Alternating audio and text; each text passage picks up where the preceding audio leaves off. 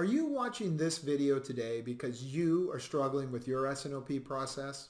Maybe you've made multiple attempts at getting a process in place, but the change just won't stick. Maybe you're in the middle of an implementation and your team is burnt out and you've lost sight of what you're trying to accomplish. Failed implementations are common, but they aren't inevitable. Almost all S&OP false starts can be avoided by making sure that you've answered two fundamental questions. Do I have a clear vision of the end state, or what my S&OP process should look like? And do I have a defined path to get there? We've coined a word for answering these questions and in an approach called clarability. Are you clear on what to do, and do you have the ability to get there? How does clarability work? Well, you can visualize this change management strategy using the following graph. We can start by graphing S&OP effectiveness on the y-axis and time on the x-axis. Let's start with an effectiveness point somewhere on the how good is or how effective is your S&OP process on that x-axis. We know that if we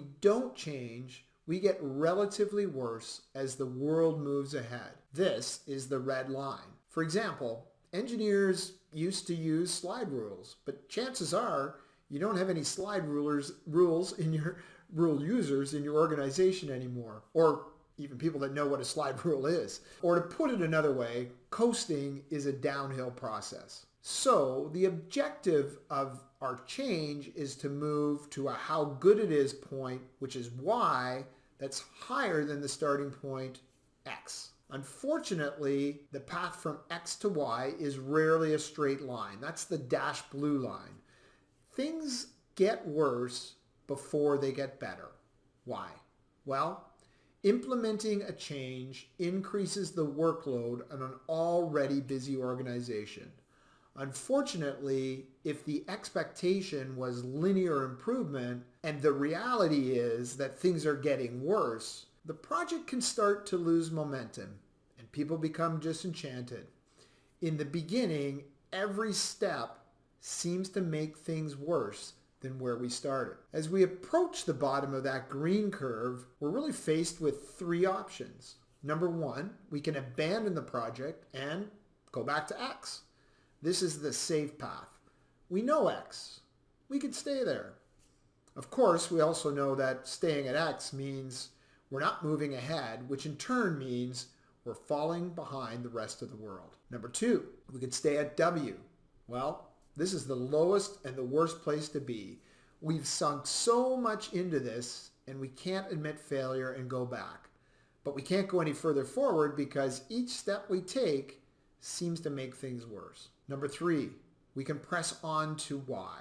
This is our original objective. To do this, we must share a vision of what Y is and its importance to our future. In addition, we must believe the change process that we're following will actually get us to Y. Unfortunately, many change projects stall at W, the worst option, and S&OP projects are not immune. Throughout our history, DBM has been focused on reducing the space between the solid green line and the red line, as well as between the solid green line and the dashed blue line. One of the best strategies that we have found is based on the law of serial projects.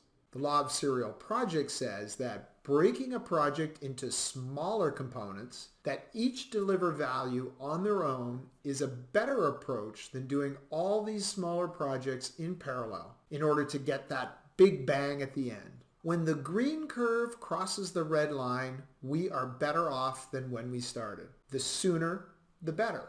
If we can take a large project and break it into three smaller projects that each deliver value, and if we can do these projects in series instead of all together, then we can focus our resources on the smaller project, get it done quicker, and reap the benefits of the results. The dark blue line shows the impact of this approach. The space between the green line and the dark blue line represents the benefit of doing smaller projects in series. If your S&OP implementation is off course, try taking a step back and making sure that you have a clear vision of the end state and the path that you're taking to get there. This will align your team and make sure you're working towards the same objectives. This model is part of our standard S&OP implementation methodology, the Empower program. This is our proven path. This is the path along the dark blue line of this graph. The Empower program is the culmination of decades of experience of making S&OP